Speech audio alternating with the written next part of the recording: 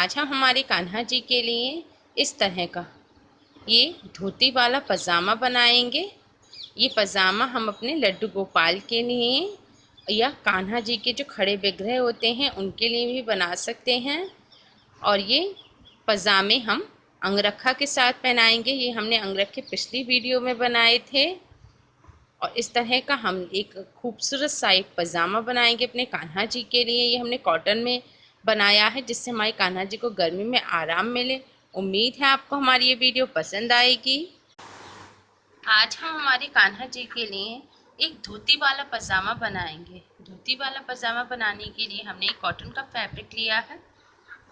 ये देखिए, ये जो हमारे कान्हा जी का पजामा है, ठीक है, ये हम 3 नंबर के कान्हा जी का पजामा बना रहे हैं। तो आपके जो कान्हा जी का पजामा हो उसको आप इस तरह से रखिए, पकड़िए, और यहाँ से यहाँ तक जितनी लंबाई है ये हमें स्क्वायर पीस कट करने हैं।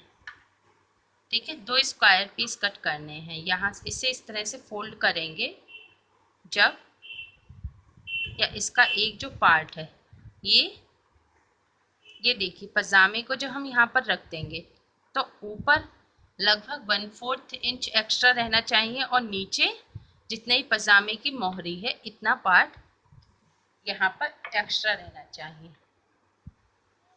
फैब्रिक पे इस तरह से हम टिक करेंगे तो ये इसकी लंबाई हमें कपड़े की इतनी कट करनी है।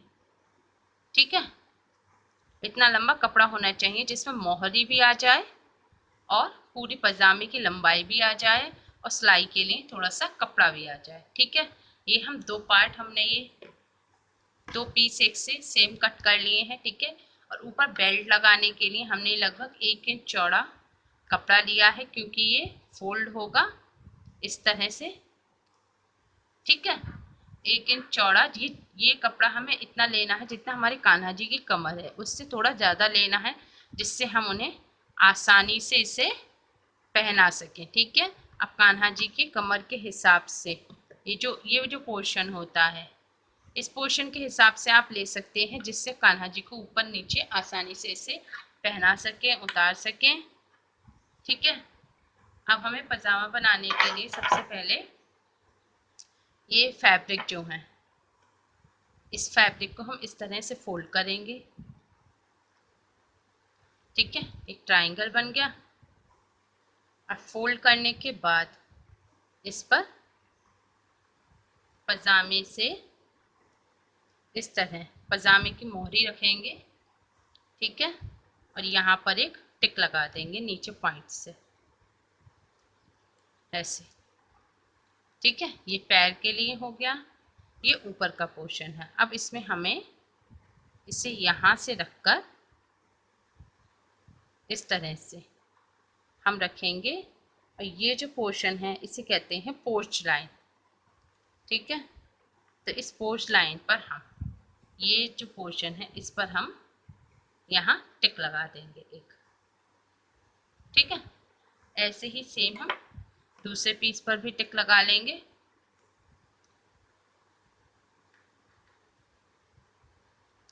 इस तरह से पकड़िए और रखेंगे और ये सामने इसके इस तरह से आएगा।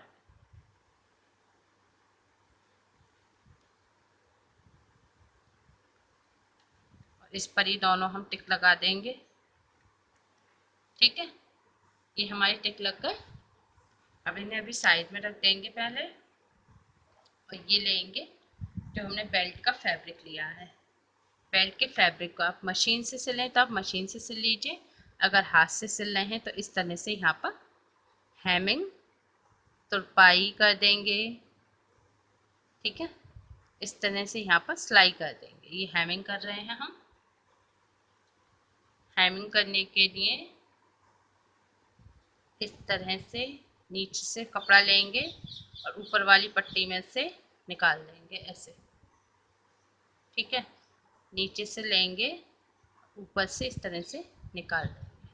ठीक है, ऐसे दोनों पार्ट पर हम हेमिंग कर लेंगे पहले। अभी देखिए, ये हमने इसके दोनों पार्ट पर यहाँ पर हेमिंग कर ली है, दोनों सिरों पर। ठीक है, अब ये जो पोर्शन है नीचे वाले, इन्हें फैब्रिक को इस तरह से रखेंगे, सीधी साइड दोनों एक तरफ, और यहाँ पर जो हमने ये टिक लगाया है ऊपर, ठीक है, ये पोर्च लाइन का, इसे हम इस तरह से आपस में पकड़ के सिल देंगे। इसे सिलने के लिए हम, आप अगर हाथ से सिलें तो इस तरह से पक्की सिलाई लगाएं, आगे निकालेंगे निडल, पीछे लाएंगे, फिर से वापस बैक स्टिच करेंगे यहाँ पर, ठीक है, फिर आगे निकालेंगे, अब फिर से पीछे निकाल ले जाएंगे निडल को पीछे टाँके के जो सिरे पर, ठीक है, फिर से आगे निकालेंगे इस तरह से। ये देखिए जैसे मशीन से सिलाई आती है इसी तरह से हम हाथ से सिल देंगे। आप चाहें तो मशीन से भी इसे सिल सकते हैं। ये हमने, ये देखिए इस तरह से यहाँ पर सिलाई लगा दी है और यहाँ पर लगा दी है, ठीक है। ये इस तरह से हमारे जो पीस थे ट्रायंगल दो इस तरह से थे, इन्हें बीच में हमने दोनों पार्ट्स को आपस में यहाँ पर सिल दिया, ठीक है। इस तरह से सिलने के बाद अब ये जो मोहरी तक की जो सिलाई है ये तो हमने आपस में सिले हैं दोनों, यहाँ से ये, यहाँ से ये, ठीक है। और अब हम ये पार्ट इस तरह से पकड़ेंगे और ये जो मोहरी तक का हमने निशान लगाया है पैर के लिए, इसको हम इस तरह से यहाँ तक सिल देंगे, ठीक है। इसे इधर और इसे इधर, ठीक है। इसे इसी तरह की हमें सिलाई लगानी है। यहाँ हम एक कच्ची सिलाई अभी लगाते हैं। ये देखिए इस तरह से पकड़िए और इधर इस तरह से, यहाँ पर आप सिलाई को बाद में पक्का कर लीजिए, ठीक है। इन्हें इस तरह से यहाँ पर सिल देंगे। दूसरी साइड ले जाते हुए जैसे सलवार पजामे में सिला होता है,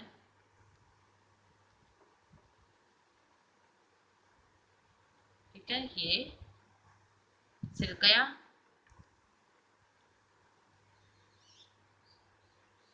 ठीक है। इस तरह से ये हमारा सिल गया। यहाँ पर गांठ लगा देंगे, सिलाई को बाद में पक्का कर देंगे इसे।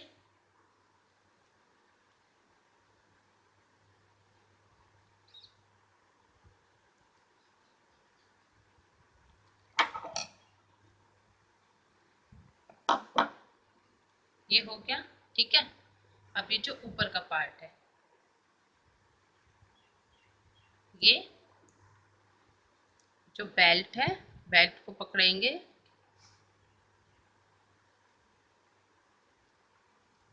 ये देखिए बेल्ट है, बेल्ट के दोनों सिरों का आपस में इस तरह से पकड़ेंगे और यहाँ पर एक हम टिक लगा देंगे, ठीक है।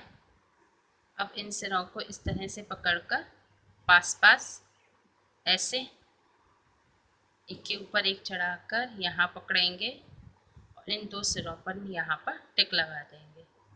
यानी कि जो बेल्ट है इसके हम 4 पार्ट कर लेंगे बराबर बराबर, ठीक है। अभी देखिए 4 बराबर पार्ट होगा इसके।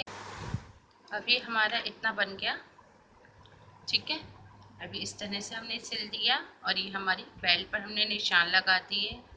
अब हम क्या करेंगे कि ये जो हमारा फर्स्ट पॉइंट है, ठीक है, इसको हम इस तरह से रखेंगे, यानी कि एक तरफ अंदर की तरफ दोनों सीधे पोर्शन आने चाहिए। ये सिलाई है